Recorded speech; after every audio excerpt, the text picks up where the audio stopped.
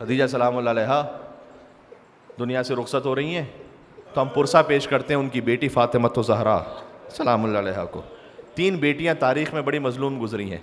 एक है खदीजा की बेटी फ़ातिमा, एक है फ़ातिमा की बेटी ज़ैनब और फिर है हुसैन की बेटी सकीना। ये 3 मज़लूम बेटियां हैं तारीख़ की, जिनसे बढ़कर कोई मज़लूम बेटियां नहीं गुजरी तारीख़ में। हाय हाय जब खदीजा दुनिया से रुखसत हुई उस वक्त तक नमाज जनाजा का हुक्म नहीं आया था, लेकिन बाकी तमाम फ़राइज़ हुज़ूर मुकर्रम ने अंजाम दिए। जन्नतुल मुअल्ला में बीबी दफन है, जहाँ अबू तालिब भी मदफून है, जहाँ हज़रत अब्दुल मुत्तलिब भी मदफून है, और अपने आप को मुसलमान कहने वालों ने जन्नतुल बकी को जहाँ मिस्मार किया, तो जहाँ फ़ातिमा का हरम मिस्मार हुआ वहाँ उनकी माँ खदीजतुल कुबरा का हरम भी मिस्मार हुआ। ना माँ की कोई कब्र और हरम और ज़री है, ना बेटी की कोई ज़री और कब्र है, फ़कत कब्र का निशान है, गुंबद तो कोई नहीं। खदीजतुल कुबरा को हुजूर मुकर्रम दफन करके जब वापस पलटे तो रिवायत में है कि सैयदा सलामुल्लाह अलैहा घर में फरियाद कर रही थी। हाय हाय हाय, घर में फरियाद करते हुए कहती थी कि बाबा आप मेरी माँ को कहाँ छोड़ा है। शेब अबी तालिब की रिवायत पढ़ूं, शेब अबी तालिब जहाँ इस बीबी ने 3 साल गुजारे हैं रसूल अल्लाह के साथ, तो बिल्कुल ये वो जिंदान शाम वाली कैफियत थी। यहाँ पर जैसे छोटे छोटे बच्चे थे ना जिंदान शाम में, वैसे ही बीबी फातिमा थी हज़रत खदीजा के साथ 2 बरस से लेकर 5 बरस तक। ये 3 साल बीबी फातिमा ने अपनी माँ के साथ शेब अबी तालिब में गुजारे, जहाँ ना खाना था ना पानी था। कुछ इतना मिल गया कोई जो जिस्म जान के रिश्ते के लिए काफ़ी हो, इसके अलावा और हज़रत खदीजा के रिश्तेदारों के लिए तारीख़ में लिखा है, क्या एहसान है वाक़ई इस बीबी का। हज़रत खदीजा के रिश्तेदारों के लिए तारीख़ में लिखा है कि वो अपनी जान ख़तरे में डालकर कभी कभार खाना पहुँचाया करते थे रसूल अल्लाह सल्लल्लाहु अलैहि वसल्लम को शेब अबी तालिब में।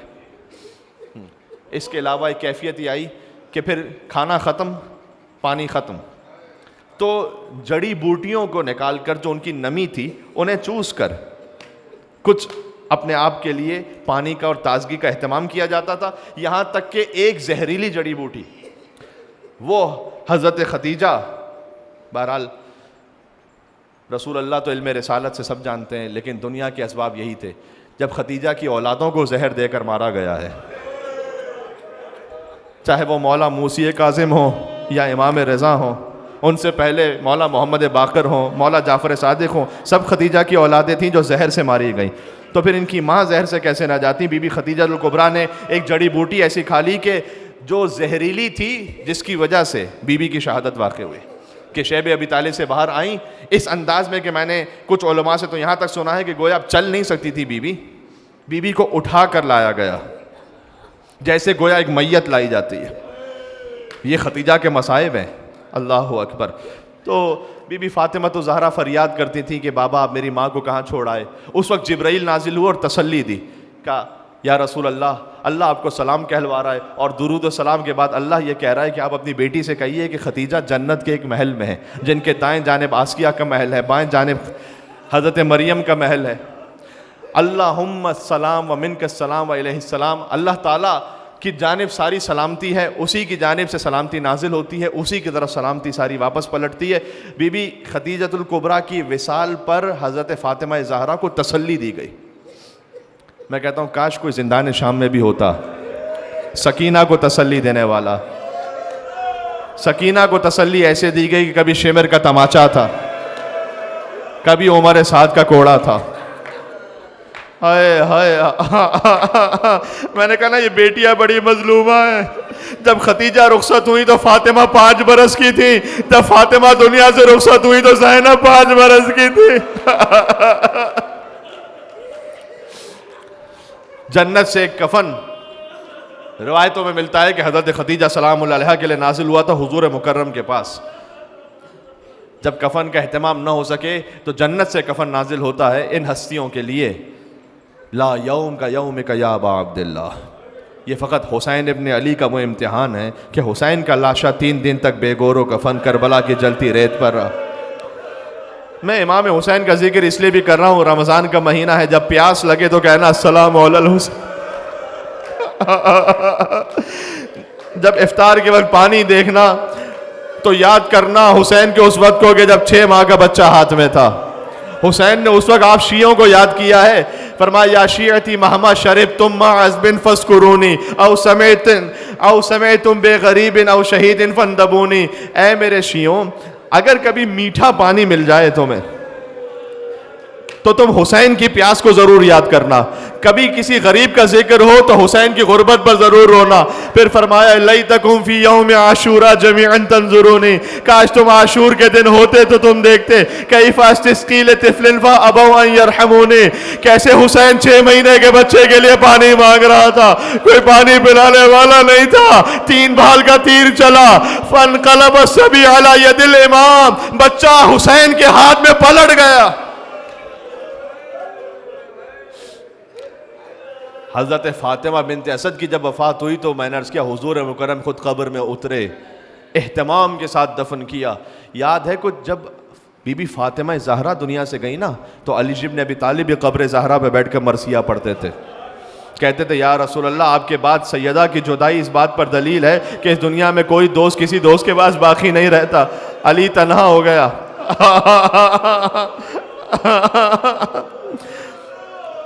एक रिवायत और हज़रत खदीजा के लिए सुन लो, मैं बात इख्तिताम तक पहुंचा रहा हूं। रिवायत मिलती है कि जब हज़रत हुज्जत तशरीफ़ लाएंगे, ये रिवायत उनके ज़ुहूर के बाद की भी है, बाज़ जगहों पर क़यामत के लिए लिखी भी है, तो मकाम अदल पर रसूल अल्लाह तशरीफ़ लाएंगे ज़माने रिजअत में तमाम आइम्मा के साथ, और मस्जिद कूफा में हुजूर तशरीफ़ फरमा होंगे और कहेंगे कि कौन ऐसा है कि जिसके साथ जुल्म हुआ वो आज आए और आज यहाँ से इंसाफ होगा। उस वक्त हज़रत खदीजतुल कुबरा आएंगी और पूछेंगी कि या रसूल अल्लाह, मैं इस उम्मत की माँ थी तो क्या मैंने माँ बनकर नहीं पाला था इस उम्मत को? रसूल अल्लाह कहेंगे कि मैं गवाही देता हूँ कि आपने इस उम्मत को ऐसे माँ बनकर पाला कि जो हक़ मादरी था वो आपने अता किया और आपने पूरा किया। उस वक्त हज़रत खदीजा एक लाशा सामने रखेंगे जो उनके नवासे मोहसिन का लाशा होगा और फरमाएंगी कि या रसूल अल्लाह, मेरे इस नवासे का कसूर क्या था जो दुनिया में आने से पहले मेरी बेटी के शिकम में मार दिया गया।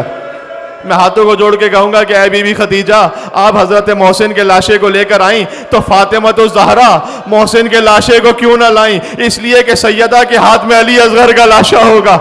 जब नानी आई हैं तो नवासे के लाशे को लेकर और फ़ातिमा आई हैं पोते के लाशे को लेकर और फरमाएंगी या रसूल अल्लाह, है मेरे बाबा, मेरा पोता करबला में 3 दिन का भूखा प्यासा मारा गया।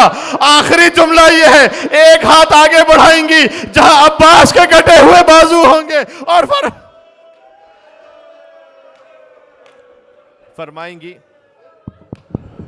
फरमाएंगी कफ़ाल अजल हाज़ल मकाम अलियदान मखतूअतान में इब्न अब्बास, मेरी उम्मत की शफात के लिए काफ़ी है अब्बास के कटे हुए 2 बाजू। ये रिवायत आपने सुन ली। शब जुमा है, एक फ़िक्रा मुझे कह लेने दीजिए, फिर कभी अल्लाह जाने कब मुलाकात हो आपसे। मैंने हज़रत खदीजा का जिक्र, बीबी फ़ातिमा बिनत असद का जिक्र हो गया मसाइब में, जितना मेरी बेसात और औकात थी और आप रो चुके। शब जुमा के हवाले से एक जुमला मरहूमीन के इसाले सवाब के लिए। एक हमारे बुज़ुर्ग आलिम थे मुल्ला अब्बास माज़ंदरानी, वो पहुँचे करबला शब जुमा, पैदल चल कर गए थे, कई दिनों का सफ़र करके। आज तो जब मोमिनीन जाते हैं ना तो मौक़िब लगे होते हैं, वो उस ज़माने की बात है कि जब गए थे कि जब कोई इंतज़ाम नहीं होता था, तो तन्हा जब वहाँ पहुँचे तो मौला हुसैन की ज़री के सामने खड़े होकर कहते थे कि मौला शब जुमा है। तो जब कोई किसी के हाज़िरी देता है तो अपनी बात तो बाद में करता है, अगर उसके यहाँ कोई मैयत हुई हो तो पहले पुरसा पेश करता है। लेकिन है मौला, जिसके घर में एक मैयत हुई हो तो एक पुरसा होगा, जिसने एक दिन में 72 लाशें उठाए हों। तो मौला मेरी समझ में नहीं आता कि मैं किस शहीद का पुरसा आपको पेश करूं। क्या अब्बास के कटे हुए बाजुओं का पुरसा दूं या अली असगर के ज़ख्मी गले का पुरसा दूं? तो मौला, अब देखो अशरा भी इसी खातिर होता है ना, शहादतें तो सारी आशूर के दिन हुई हैं, लेकिन किस खतीब में ये दम है कि एक साथ सारी शहादतों को पढ़ सके। तो एक दिन हज़रत कासिम से मंसूब है, एक दिन अबुल फज़ल अब्बास से मंसूब है। जो हम पढ़ नहीं सकते एक साथ, वो हुसैन ने एक दिन में उठाए थे लाशें। सल्लल्लाहु अलैहि अबा अब्दुल्लाह, अस्सलामु अलैकुम अब्ना रसूलुल्लाह।